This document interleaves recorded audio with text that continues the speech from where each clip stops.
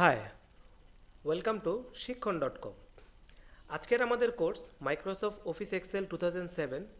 এই কোর্সটিতে আমরা শিখব মাইক্রোসফট এক্সেল দিয়ে আমরা কিভাবে একটি ডাটা তৈরি করব, কিভাবে আমাদের হিসাব নিকাশ করব, কিভাবে আমরা আমাদের এই টুলগুলোকে ইউজ করব, পেজ লেআউট সেট আপ করবো, ইনসার্ট অপশনগুলো থেকে আমরা গ্রাফ কিভাবে ইউজ করব এবং সর্বশেষ আমরা প্রিন্টে গিয়ে কিভাবে আমাদের ডকুমেন্টসগুলোকে প্রিন্ট করব। তো প্রথমেই মাইক্রোসফট এক্সেল 2007 শুরু করার আগে মাইক্রোসফট এক্সেল সম্বন্ধে আমরা কিছু জেনে নিই। মাইক্রোসফট এক্সেল সফটওয়্যারটি হচ্ছে এমন সফটওয়্যার যেখানে র এবং কলামের মাধ্যমে ডাটাকে সাজানো হয় এবং এন্ট্রি করা হয়। এই ডাটাটি হচ্ছে তিন ধরনের হবে। একটি হচ্ছে নাম্বারিং, আরেকটি হচ্ছে টেক্সট, আরেকটি হচ্ছে ফর্মুলা। এই ফর্মুলার মাধ্যমে আমরা মাল্টিপল র, মাল্টিপল কলামের হিসাব নিকাশ করে আমরা ডাটা অ্যানালাইজিং রিপোর্ট তৈরি করতে পারবো। সো প্রথমে আমরা তাহলে শুরু করে দিই। শুরু করার জন্য সর্বপ্রথম আপনি আপনার মাইক্রোসফট অফিস এক্সেল যে সফটওয়্যারটি আছে সেই সফটওয়্যারটি আপনি আপনার কম্পিউটারে ইনস্টল করে নিন। ইনস্টল করার পরে আমরা অফিস ফোল্ডার থেকে মাইক্রোসফট এক্সেল 2007 অথবা আপনার যে ভার্সনটি আপনি ইনস্টল করেছেন সেই সফটওয়্যারটিকে আমরা রান করে নিই। রান করার পরেই প্রথমে আমাদের প্রথম স্ক্রিনটি চলে এসেছে। যেহেতু আমরা জানি মাইক্রোসফট এক্সেল হচ্ছে র আর কলামের মাধ্যমে একটি ডাটাশিট তৈরি করা, সেই জন্য আমরা দেখতে পাচ্ছি যে আমাদের যেই পেজটি এসেছে সেই পেজটি র এবং কলাম দিয়ে পুরো পেজটি সাজানো, যেখানে 100 কলাম রয়েছে এবং মিলিয়ন অফ র রয়েছে। আমি চাইলে হাজার হাজার লাখ লাখ র আমি নিচের দিকে বাড়াতে পারবো। উপরে আমাদের কিছু অপশন রয়েছে যেটাকে টুলবার বলা হয়। প্রথমে আছে home, insert, page layout, formulas, data, review, view. তো একে একে সম্পূর্ণ কোর্সটিতে আমরা সবগুলো অপশনের ইউজিং আমরা একে একে করে দেখে নিব। তো প্রথমেই যখন আমি আমার ডকুমেন্টস নিয়ে কাজ শুরু করব, সর্বপ্রথম আমরা ফাইলটিকে সেভ করা শিখে নিই। ফাইলটিকে সেভ করার জন্য উপরের বাম দিক থেকে অপশনটিতে ক্লিক করি, দেন সেভ। এরপরে হচ্ছে আমরা আমাদের ডিরেক্টরি সিলেক্ট করব যে আমরা আমাদের ডকুমেন্টস ফাইলটিকে কোথায় সেভ করব। আমি এখান থেকে ডেস্কটপ সিলেক্ট করে নিলাম। আমরা যদি চাই তাহলে আমরা আমাদের কম্পিউটারের ভিতরেও যে কোনো ড্রাইভে আমরা আমাদের ফাইলটিকে সেভ করে রাখতে পারি, যাতে করে যদি কখনো ফাইলটি বন্ধ হয়ে যায় তাহলে আমার যে কাজটা আমি করেছি সেই কাজটা যেন আমার এখানে সেভ থাকে। তাহলে আমি শেখার জন্য ডেস্কটপটা সিলেক্ট করছি, নিউ ফোল্ডার,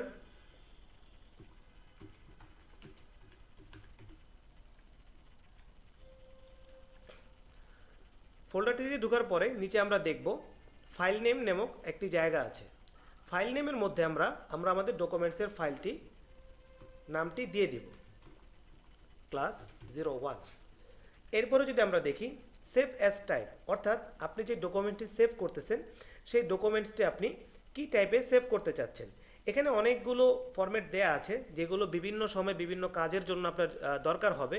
তো ইনিশিয়ালি শুরুতে আমরা এক্সেল ওয়ার্কবুক নামেই ফরম্যাটটি রেখে দিব, সেভ দিয়ে দিই। এখন আমরা মিনিমাইজ করে যদি ডেস্কটপে যাই এক্সেল 2007, আমরা দেখব আমার ফাইলটি এখানে চলে এসেছে। এখন যদি আমি এটাকে কেটে এখান থেকে ডাবল ক্লিক করে ওপেন করি, তাহলে আমার যে কাজ করা আমার ফাইলটি ছিল সেই ফাইলটি আমার এখানে ওপেন হয়ে যাবে। নাম্বার 2, আমরা আমাদের যে ওয়ার্ক ফ্লোটা আছে, অর্থাৎ আমরা যেখানে কাজ করব এটা সম্বন্ধে আমরা একটা আইডিয়া নিয়ে নিই। এক্সেলে কাজ করার জন্য যেহেতু প্রত্যেকটি বক্স বক্স আকারে আমার পেজটি এসেছে, তাহলে আমরা জেনে নিই আমরা কিভাবে কাজ করব। কাজ করার জন্য প্রত্যেকটি বক্সের একটি করে আইডেন্টিফিকেশন লোকেশন আছে, অর্থাৎ আমি যদি এখানে ক্লিক করি তাহলে আমি এটা কত নাম্বার বক্সে আছি এটা জানার জন্য একটি লোকেশন নেম আছে। যেমন ধরুন আমি ক্লিক করার সাথে সাথেই এখানে কেটা জ্বলে উঠেছে, এখানে 11 জ্বলে উঠেছে। তাহলে এই যে কলামটা আমি সিলেক্ট করলাম এই কলামটির নাম হচ্ছে K11। আমি যদি এখানে সিলেক্ট করি তাহলে হচ্ছে E2, অর্থাৎ একটি বক্সের লোকেশন নাম মার্ক করার জন্য আমার উপর থেকে নামটা নিতে হবে আর বাম সাইড থেকে নাম্বারটা নিতে হবে। এই দুইটা মিলে হয়ে যাবে আমার বক্সের নাম। এখন যদি আমি এটাতে সিলেক্ট করি তাহলে আমরা কি বলবো, B4। আর যদি আমরা না বুঝি তাহলে এই উপরের এই কর্নারে আমরা বক্সের নামটি পেয়ে যাব। ফর এক্সাম্পল আমি এখানে সিলেক্ট করলাম, তাহলে হচ্ছে O11। আমরা যদি বাম পাশে উপরে দেখি তাহলে দেখব এখানেও চলে এসেছে O11। এটা কিন্তু খুবই ইম্পর্টেন্ট এক্সেলে কাজ করার জন্য। আপনার বক্সের নাম, অর্থাৎ আমরা যখন ফর্মুলা করব তখন হচ্ছে আমাদের এই বক্সের নামগুলো ধরে আমাদের ফর্মুলা করতে হবে।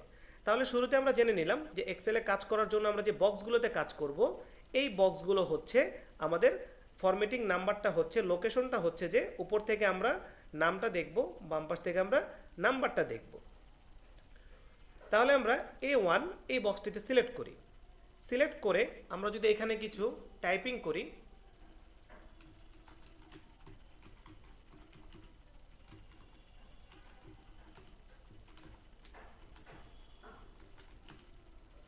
টাইপিং করার সাথে সাথে আমরা দেখব আমরা A1 থেকে টাইপিং শুরু করলাম, কিন্তু আমার যে টাইটেলটি আছে star design sales report for 2019, এটা দেখব আমি আমার D1 পর্যন্ত চলে এসেছে।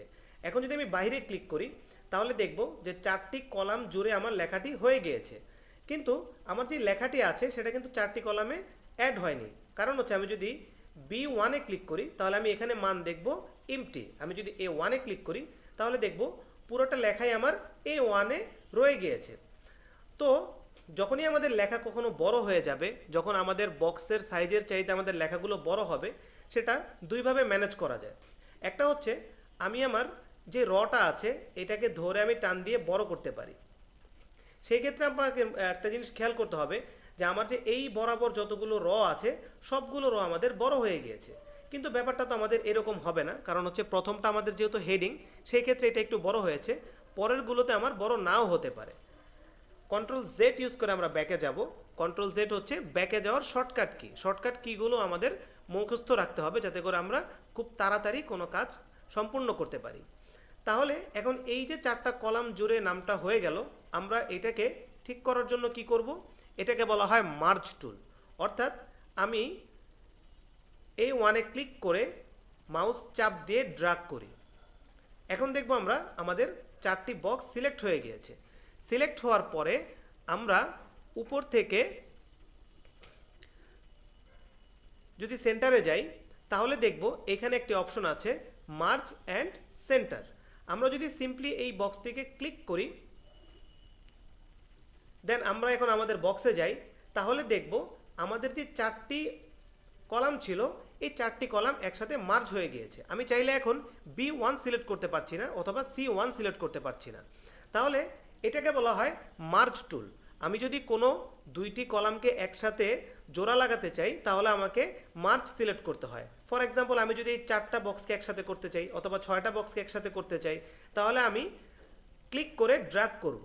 ড্র্যাগ করার পরে যেই কটা কলাম এবং র আমার এখানে সিলেক্ট হয়েছে, আমি যদি মার্জে ক্লিক করি তাহলে দেখব এই জায়গাটা মার্জ হয়ে একটা বক্সে রূপান্তরিত হয়েছে।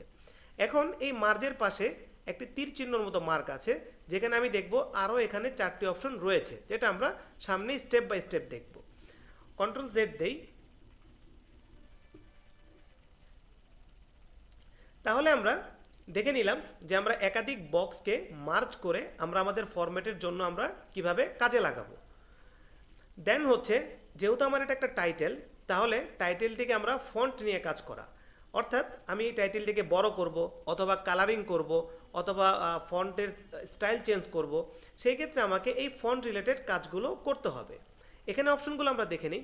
প্রথম যে অপশনটি রয়েছে এটাকে বলা হয় ফন্ট ফ্যামিলি। অর্থাৎ আমি আমার ফন্টের যে স্টাইল আছে এখানে অনেকগুলো ফরম্যাট রয়েছে। আমি চাইলে যে কোনো একটি ফরম্যাট যখন দিব, আমি দেখতে পাচ্ছি যে আমার লেখার যে ফন্টের স্টাইলটা আছে সেই স্টাইলটি চেঞ্জ হয়ে গিয়েছে। তাহলে এখান থেকে আমরা আমাদের ইচ্ছে মতো যে কোনো ফন্টের স্টাইল আমরা ইউজ করতে পারি। যদিও অফিসিয়ালি আমরা এরিয়াল ব্ল্যাক অথবা টাইমস নিউ রোমান এই দুটো অপশনকে আমরা চুজ করব ফর বেটার ফরম্যাটিং। তো আমি এখানে এরিয়াল লিখে এন্টার দেই। নাম্বার 2 হচ্ছে আমরা এখন এই ফন্টটিকে বড় করতে চাচ্ছি, সেক্ষেত্রে আমাদের করতে হবে ফন্ট ফ্যামিলির পাশে একটি অপশন আছে 11 দেওয়া। অর্থাৎ বাই ডিফল্ট ফন্ট সাইজ হচ্ছে 11, অর্থাৎ স্ট্যান্ডার্ড একটা কর্পোরেট সাইজে যখন আপনি কোনো ফরম্যাটিং করবেন, টেক্সট লিখবেন, তখন হচ্ছে আপনাকে 11 অথবা 12 সিলেক্ট করে কাজ করতে হবে। তো যেহেতু হেডলাইনের ক্ষেত্রে আমরা কিছু বড় ছোট করতে পারি, বড় ছোট করে কালার দিতে পারি যাতে পেজের হেডিং হিসাবে এটাকে মনে হয়। তাহলে আমি যদি এটাকে 20 দেই বা 18 দেই, তাহলে আমরা দেখতে পাচ্ছি পিছনে আমার ফন্টগুলো বড় ছোট হচ্ছে, কিন্তু আমার যে লেখাটা সেই লেখাটা এখন হাইড হয়ে গেছে। কারণ হচ্ছে আমি যেই কটা কলাম মার্জ করেছি সেই কটা কলামে আমার এই লেখাটা এখন ধরছে না, কারণ ফন্টটা বড় হয়ে গিয়েছে। তাহলে আমি এটাকে মার্জ করে এইখান থেকে এজ পর্যন্ত মার্চ করে দিই, তাহলে আমি দেখব অটোমেটিকলি আমার যে হেডিংটা আছে সেই হেডিংটা এখানে চলে এসেছে। তাহলে আমরা দেখলাম যে একাধিক কলামকে আমরা কিভাবে মার্চ করব, দেন আমরা টাইটেল করার জন্য ফন্ট ফ্যামিলি কিভাবে চেঞ্জ করব এবং কিভাবে রিসাইজিং করব, যে আমরা আমাদের ফন্ট সাইজটাকে কিভাবে চেঞ্জ করতে পারি। এরপরে এর নিচে যদি দেখি বি সাইন, এটা হচ্ছে বোল্ড। আমি যদি বি সাইনটা প্রেস করি তাহলে দেখবো আমার ফন্টটি বোল্ড হয়ে গিয়েছে। তাহলে একটা হেডিংয়ের জন্য আমার এটা আরেকটু রিমার্ক হলো, আমার নর্মাল ফন্ট যদি আপনার বোল্ড ছাড়া হয়, এটা যদি বোল্ড হয় তাহলে যে কেউ দেখলেই বুঝবে যে এই ডকুমেন্টসের হেডলাইন হচ্ছে উপরের যে বোল্ড করে একটু মোটা আকারের লেখা, সেই লেখাটা হচ্ছে আপনার হেডলাইন। এরপরে আসতেছে হচ্ছে ইটালিক, তারপর হচ্ছে আন্ডারলাইন। আমি যদি ইটালিয়ান ফরম্যাট করতে চাই, একটু বাঁকা করতে চাই লেখাটাকে, তাহলে ইটালিয়ান দিয়ে দিব। আন্ডারলাইন করতে চাইলে আমি আন্ডারলাইনে ক্লিক করব। তাহলে ফরম্যাটটা আমার দাঁড়ালো যে আমি বোল্ড করলাম, লেখাটাকে বড় করলাম, ইটালিক করলাম, তারপর হচ্ছে আন্ডারলাইন দিয়ে দিলাম। এটা হচ্ছে আপনার ইচ্ছার উপরে, আপনি যে ফরম্যাটটা যেভাবে করতে চান, যেভাবে করলে আপনার কাছে সুন্দর লাগবে, সেইভাবে আমরা এই ফরম্যাটিংগুলো নিয়ে কাজ করতে পারি। আন্ডারলাইনের নিচে আমাদের যদি আমি তীর মার্কে ক্লিক করি তাহলে দুইটা অপশন আসছে, আন্ডারলাইন, ডাবল আন্ডারলাইন। আমি যদি ডাবল আন্ডারলাইন দিই তাহলে দেখি কি হলো, তাহলে দেখলাম এখানে দুইটা আন্ডারলাইন পড়ে গিয়েছে। তো আমরা যদি কোনো ডিজাইনে ডাবল আন্ডারলাইন দেওয়াটা ভালো মনে করি তাহলে দিব, সিঙ্গেল দেওয়ার ইচ্ছা থাকলে সিঙ্গেল দিব, অথবা আমরা আন্ডারলাইনটাকে তুলে দিব। এটা কখনোই জরুরি না যে আমার সবগুলো অপশনই এইখানে ইউজ করতে হবে। দেন হচ্ছে এই অপশনটা আমরা পরে দেখব, দুইটা কালারের অপশন। এর নিচে যে কালারটা সেটা দিয়ে আমি চাইলে আমার ফন্ট কালার চেঞ্জ করতে পারি। যখন আমি ফন্টে মুভ করতেছি আপনি দেখতে পারতেছেন আমার ফন্ট কালারটা চেঞ্জ হয়ে যাচ্ছে, এবং এই পাশের যে কালারটা আছে এটা যদি আমি দেই তাহলে আমার ব্যাকগ্রাউন্ড কালার চেঞ্জ হয়ে যাচ্ছে। তাহলে কি দাঁড়ালো, আমরা এখান থেকে দুইটা অপশন পেলাম যেটা দিয়ে আমি আমার সেলের ব্যাকগ্রাউন্ড কালার চেঞ্জ করব। আমি যদি যে কোনো জায়গায় মার্চ করে একটু ড্র্যাগ করলাম, দেন ক্লিক করলাম, তাহলে আমি আমার দেখব সেলের যে আমি বক্সটা মার্ক করেছি সেই বক্সটা আমার সেম কালারে হয়ে গিয়েছে। এবং আমি যদি ভিতরে লিখি, লেখার পরে সিলেক্ট করে যদি আমি আমার ফন্ট কালারটা চেঞ্জ করে দিই তাহলে আমি দেখতে পারবো যে আমার ভিতরে যে ফন্ট কালার আছে সেই ফন্ট কালারের ডিজাইনটা চেঞ্জ হয়ে গেছে। অর্থাৎ এক্সেলকে ইউজ করে আমরা ফন্টের সাইজ, ফন্টের style, background colour, font colour এইগুলো করে আমরা আমার এক্সেলের যে ফরম্যাটের পেজটা আছে সেই পেজটার ডিজাইনটাকে আরও চমৎকার এবং সুন্দর করতে পারি। সো গাইস, আমরা আজকের প্রথম ভিডিওটিতে দেখলাম যে আমরা একটা এক্সেল ফাইল কীভাবে ওপেন করব, কীভাবে সেভ করব, এবং এক্সেল যে আমার শিটটা আছে সেই শিটের যে কলামের লোকেশন নাম আছে সেই নামটি আমরা কিভাবে মার্ক করব। অর্থাৎ আমি যদি এই বক্সটিকে সিলেক্ট করি তাহলে সেটা হচ্ছে E18 এবং এটা আমি উপরের বাম পাশে পেয়ে যাব। দেন আমরা ফন্ট কিভাবে রিসাইজিং করব, মার্চ করব, এই টোটাল জিনিসগুলো নিয়ে আমরা প্রথম ভিডিওটিতে দেখলাম যে কিভাবে কি করব।